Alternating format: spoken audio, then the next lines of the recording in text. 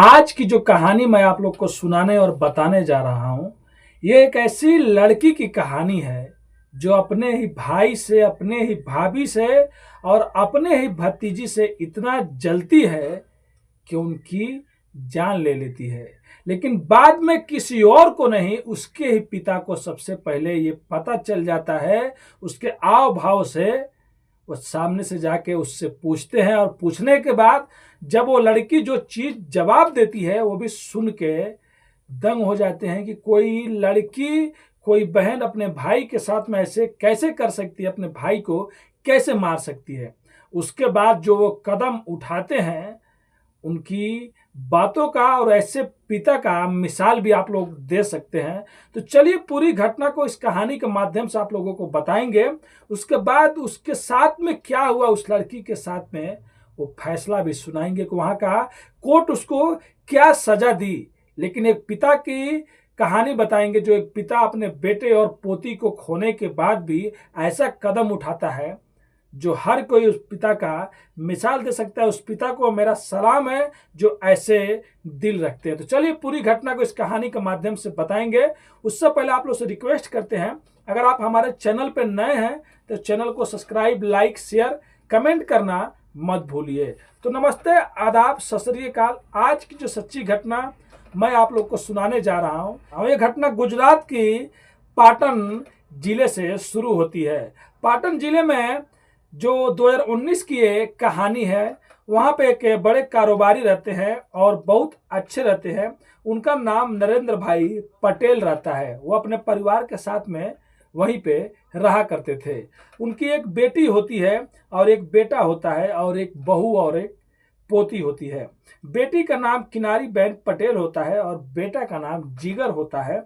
और जो पोती रहती है और जो बहू रहती है, बहू का नाम भूमि रहता है।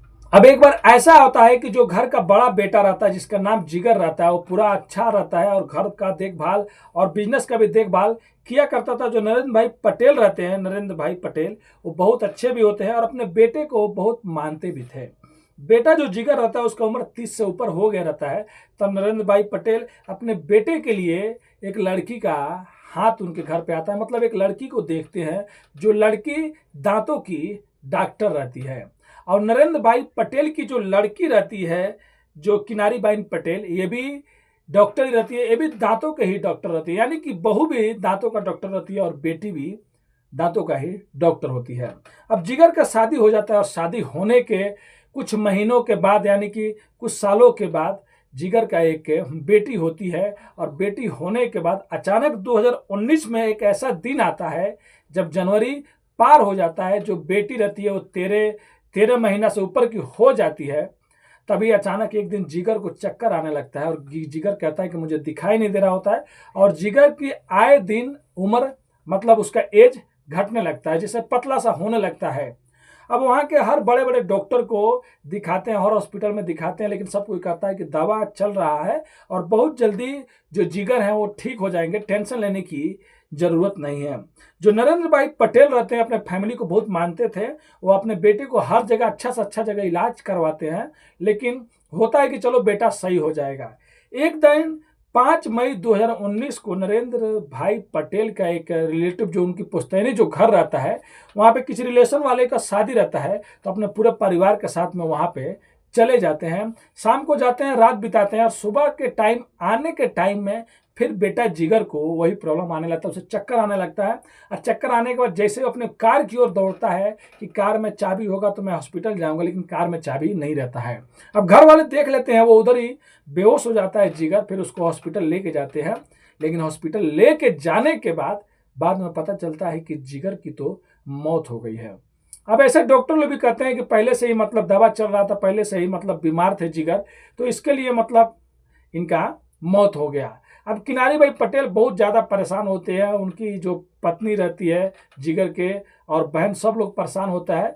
लेकिन पोस्टमार्टम उसका जिगर का नहीं होता है। वो सब लोग कहते हैं कि कोई मतलब नेचुरल डेथ है, तो क्या पोस्टमार्टम कराना। जिगर भाई पटेल पोस्टमार्टम नहीं कराते हैं, और अच्छे से जिगर का काम क्रिया कर दिया जाता है। लेकिन 5 मई के बाद 25 दिन बीता रहता, यानी कि 30 मई आया रहता 2019 के दिन। अचानक उनकी जो बहू रहती है भूमि और जो पोती रहती है, जो 14 महीने का हो गई रहती है, उसका तबीयत ज़्यादा खराब हो जाता है। अब ज़्यादा तबीयत खराब हो जाता है 25 दिनों के बाद तुरंत उनको हॉस्पिटल लेके जाया जाता है। लेकिन हॉस्पिटल जाने के बाद जो भूमि रहती है, जो उनकी बहू रहती है, वो तो बच जाती है, लेकिन जो पोती रहती है वो नहीं बच पाती है।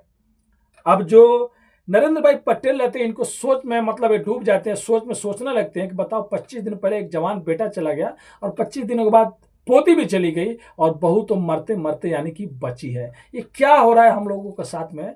तब वो कुछ टाइम तक सोचते हैं और सोचने के बाद कुछ वो मिलाते हैं कि मेरे घर के कुछ लोग ऐसे भी हैं जो मेरा बेटा जाने के बाद उनको कुछ मतलब प्रभाव ही नहीं पड़ा। तो पहली बार वो बेटे का तो पोस्टमार्टम नहीं कराए थे, लेकिन जो 14 महीने की पोती रहती है उसका पोस्टमार्टम कराते हैं कि क्या सच्चाई है, जो भी चीज़ है। उनको शक हो गया रहता है। जब पोती का पोस्टमार्टम होता है तो बाद में रिपोर्ट आता है कि जो पोती रहती है उसको सोलो पॉइजन, एक मतलब कोई ऐसा जहर रहता है जो उसको दिया जा रहा था थोड़ा थोड़ा, जिसकी वजह से उसकी मौत हो गई। अब जो नरेंद्र भाई पटेल रहते हैं सोचने लगते हैं कि ऐसा कौन करेगा, हो सकता है कि मेरे बेटे के साथ में भी ऐसा कुछ हुआ हो। तो जिस शख्स पे उनको मतलब डाउट रहता है, शक रहता है, वो अपने घर जाते हैं और जाके खड़ा होकर कहते हैं कि देखो, मुझे पूरा विश्वास है कि जो 2 लोगों की जान गई है, मेरी पोती का और मेरे बेटे का, इसमें हो ना हो तुम्हारा हाथ जरूर है। सामने कोई और नहीं, उन्हीं की अपनी बेटी जिसका नाम किनारी बेन पटेल रहता है वो खड़ी रहती है, जो दांतों की डॉक्टर रहती है। वो ऐसा जवाब देती है कि जो नरेंद्र भाई पटेल है वो सुन के मतलब उनके भी होश उड़ जाते हैं। वो कहती है कि हाँ, उन दोनों को मैंने ही मारा है, मैं भाभी को भी मारना चाहती थी, लेकिन भाभी तो बच गई, और भाभी बचने के बाद जैसे घर पे आई तो आपने उसे तो उसके मायके भेज दिया, तभी उसको मारना मुश्किल है। अब ये बात सुनने के बाद जो नरेंद्र भाई पटेल रहते हैं उनकी आंखों में आंसू आ जाते हैं और वो कहते हैं कि देखो, मैं वैसा बाप नहीं हूँ, मैं तुम्हारी बातों को छुपाऊंगा नहीं, पर्दा नहीं करूंगा। वो वहां से तुरंत उसको कुछ कहते हैं और तुरंत पुलिस स्टेशन जाते हैं और अपनी बेटी के मतलब अगेंस्ट में FIR लिखवाते हैं। कहते हैं कि मेरी बेटी नहीं, 2 लोगों की जान ली है, मेरे बेटे और मेरी पोती का, और मेरी बहू को भी मारना चाहती थी लेकिन वो बच गई। उसके पहले उनकी जो बेटी रहती है, थोड़ा भी उसके मतलब चेहरे पे सिकन नहीं रहता, थोड़ा भी अफसोस नहीं रहता है। तुरंत वो वीडियो रिकॉर्डिंग चालू करती है अपने मोबाइल में और पूरा कन्वर्सेंस करती है, बताती है कि मतलब कैसे क्या हुआ था। वो उसमें बताती है, पुलिस उसको अरेस्ट कर लेती है और वीडियो से जब सबूत सामने आता है तो वीडियो में पता चलता है। वो कहती है कि मैं इस घर में बहुत पहले से मतलब हूँ, पढ़ी हूँ, बड़ी हूँ, सब चीज़ मेरे को मिला है, लेकिन जो सम्मान, जो प्यार मिलता था वो मेरे से ज़्यादा कहीं मेरे भाई को मिलता था। मतलब वो ऐसी सोच रखती थी। अरे यार, वो छोटी थी तो उसका बड़ा भाई बहुत अच्छा था, तो भाई बड़ा घर का बेटा है तो सब जिम्मेदारी उसके ऊपर है। तो कहती थी कि मेरे को मतलब उतना सम्मान, उसका प्यार लाड नहीं मिलता था, तो मैं हमेशा अपने भाई से जलन करती थी। फिर बाद में भाई की भी शादी ऐसी जगह पे हो गया जो पहले से ही वो लेडीज, वो औरत भाभी डॉक्टर थी। अब वो जैसे घर में आई, घर में आने के बाद थोड़ा थोड़ा टाइम पे वो भी घर का वाले को दिल जीत लिया। तो मेरे को लगता था मेरे घर वाले मेरे को मतलब मेरे पापा जो हो गए मेरे को अच्छे से अहमियत नहीं देते हैं, और उसके बाद एक बेटी भी हो गई, सब कोई खुश रहता था। फिर मेरे दिमाग में आया कि कैसे भी इन लोगों को रास्ते से हटाना है। उसके बाद मैं गूगल पर सर्च करने लगी और एक दिन ऐसा एक जहर का खोज करके निकाल दी जो उसका नाम धतूरा रहता, धतूरे का बीज।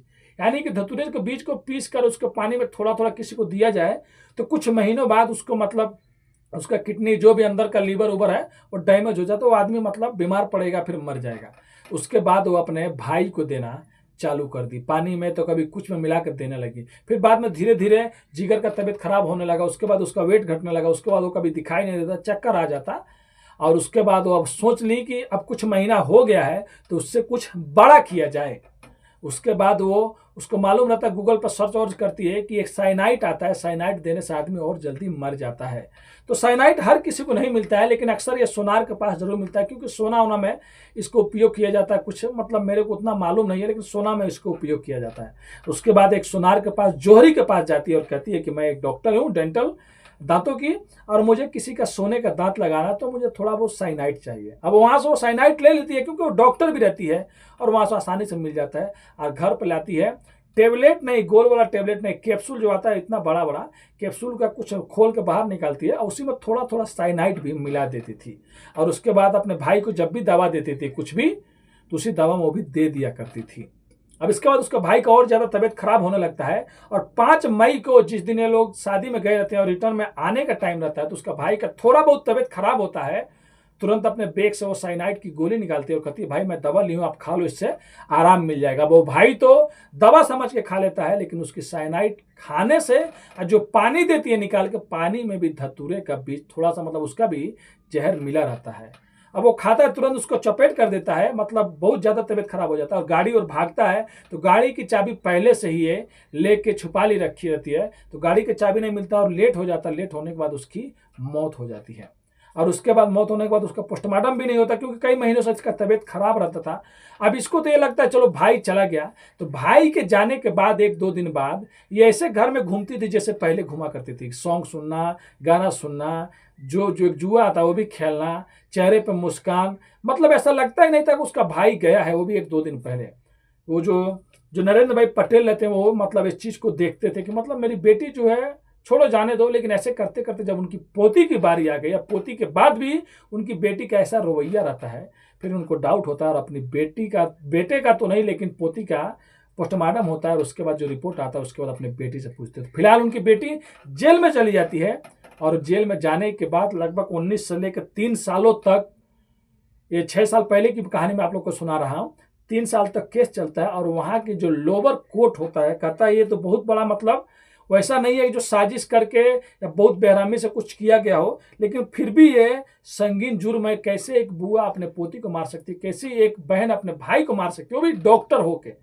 जिस डॉक्टर का काम रहता है लोगों की रक्षा करना, डॉक्टरों को ऐसी जुर्म की है, इसीलिए इसको उम्र कैद की सजा सुना दी जाती है। यानी कि जब तक वो किनारी बहन पटेल, जो नरेंद्र भाई पटेल की मतलब लड़की रहती है, जो अपने भाई का मर्डर की रहती है, जो अपने भतीजी का मर्डर की रहती है, उसको उम्र कैद की सजा हो जाती है। तभी ये केस अब हाई कोर्ट में जाएगा, गया भी होगा, क्योंकि यह 6 साल पुराना केस है, 2022 का। ये मतलब उसको जेल में डाला गया था, मैं 2025 में सुना रहा हूँ। तो सुप्रीम कोर्ट में, हाई कोर्ट में जाएगा तो क्या होगा, लेकिन उसके बाद उसको सजा हो जाती है। तो सोच सकते हैं वो पिता कितने महान होंगे, नरेंद्र भाई पटेल।